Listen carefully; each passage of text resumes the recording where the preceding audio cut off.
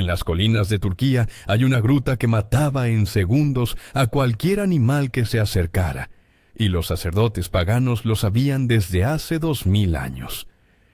El libro del Apocalipsis describe algo parecido: una entrada sellada, una llave, un ángel que la custodia. Mientras Oriente Medio vuelve a arder y la tecnología perfora la tierra a profundidades nunca antes alcanzadas, ese texto vuelve a leerse con otros ojos. Este video muestra qué dice exactamente la Escritura sobre esa entrada y qué lugares reales se han asociado con ella a lo largo de la historia. Más adelante aparece la historia de un supuesto hallazgo que recorrió el mundo entero y que nunca ocurrió como se contó. El libro del Apocalipsis nombra el abismo 9 veces y lo hace con una precisión que sorprende a quien lee el texto por primera vez.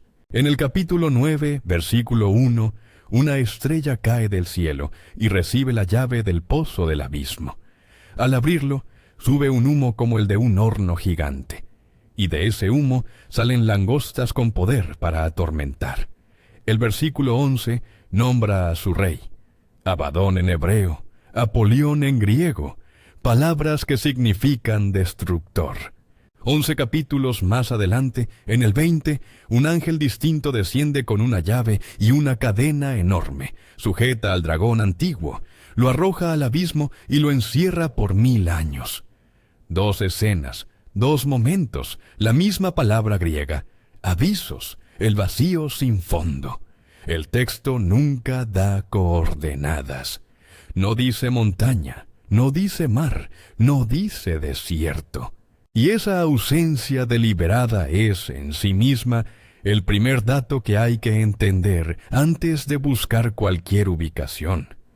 Siglos antes de que Juan escribiera esas líneas en la isla de Patmos, otros pueblos ya hablaban de puertas hacia el mundo subterráneo. La más documentada está en Hierápolis, la actual Pamukkale, en el suroeste de Turquía. Los griegos la llamaban Plutonium, la puerta de Plutón, dios del inframundo. El geógrafo griego Estrabón la describió como un hueco bajo un templo del que salía un vapor denso. Los animales que se asomaban caían muertos casi al instante, mientras los sacerdotes de la diosa Cibeles entraban y salían sin sufrir daño aparente. Durante siglos se interpretó como magia o favor divino. En 2013, el arqueólogo Francesco D'Andria, de la Universidad de Salento, excavó el sitio y confirmó que la gruta seguía activa. Estudios geológicos posteriores midieron concentraciones de dióxido de carbono tan altas al ras del suelo que resultan letales en segundos para cualquier animal pequeño, mientras un adulto de pie respira aire limpio apenas más arriba. El misterio antiguo tenía una explicación física exacta. Y aquí aparece el primer contraste importante del video. Lo que Hierápolis ofrece es una gruta real con gas real, no la entrada descrita por Juan en el Apocalipsis. Ese contraste importa porque separa dos cosas que suelen mezclarse sin cuidado. Hierápolis es un lugar geográfico, verificable, con coordenadas exactas y estudios científicos publicados. El abismo del Apocalipsis pertenece a un género literario distinto, el apocalíptico, que usa imágenes cósmicas para hablar de realidades espirituales, no de mapas.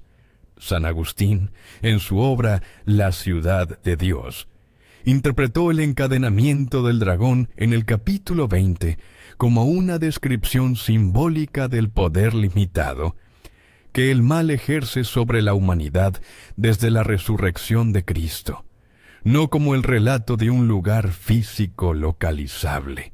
El Catecismo de la Iglesia Católica enseña que los ángeles caídos, a los que la tradición llama demonios, existen como espíritus creados buenos que se corrompieron por su propia decisión, pero no ofrece coordenadas para ningún abismo terrestre.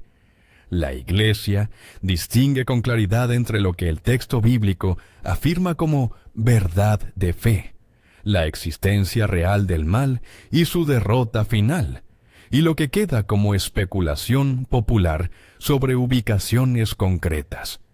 Esa distinción no le quita fuerza al pasaje. Al contrario, la fuerza está en lo que el símbolo revela sobre el poder de Dios, no en una entrada que se pueda visitar con GPS. La confusión entre símbolo y geografía produjo, ya en el siglo XX, uno de los engaños más repetidos sobre este tema. Entre 1970 y 1989, la Unión Soviética perforó en la península de Kola el pozo artificial más profundo jamás realizado, más de 12.000 metros bajo tierra, un proyecto científico real documentado en publicaciones geológicas de la época. Años después de terminado el proyecto, circuló en programas de radio cristianos una historia distinta, que los ingenieros habían escuchado desde el fondo del pozo, gritos humanos parecidos a los de un lugar de tormento. La cadena de televisión estadounidense Trinity Broadcasting Network difundió el relato a comienzos de los años 90 como si fuera un hecho confirmado. Investigaciones periodísticas posteriores rastrearon el origen hasta un artículo satírico finlandés y hasta efectos de sonido tomados de una película de terror. Ningún científico del proyecto soviético reportó jamás semejante grabación. El llamado pozo al infierno nunca existió como tal, y sin embargo la historia sigue circulando hoy en redes sociales como si fuera un descubrimiento oculto por los gobiernos.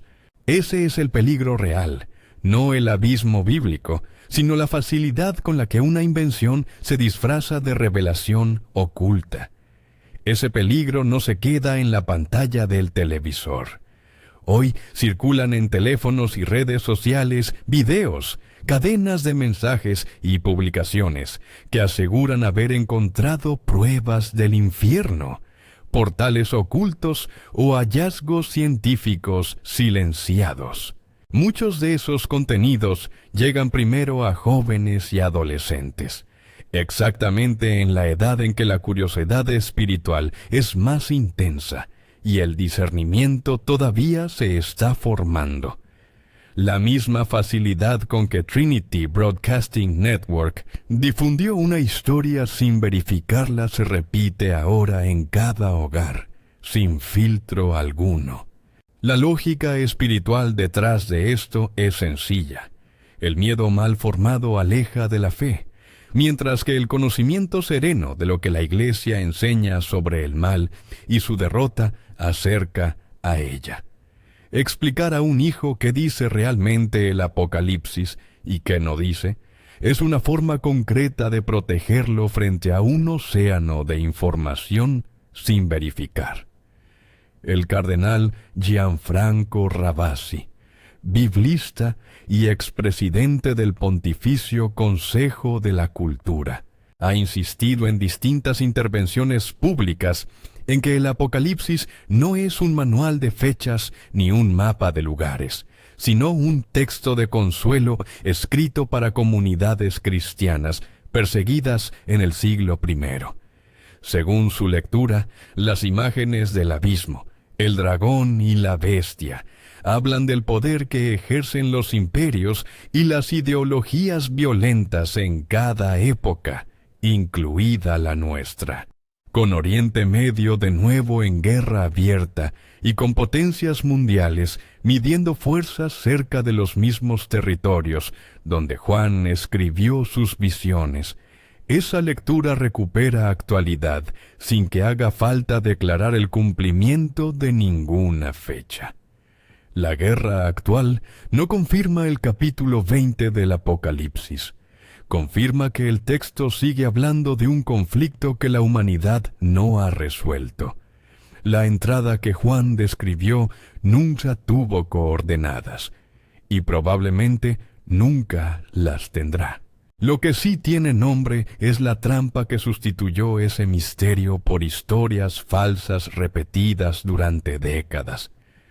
¿Crees que el abismo del Apocalipsis describe una realidad puramente espiritual? ¿O piensas que la Escritura apunta también a un lugar físico todavía sin descubrir? Te leo en los comentarios.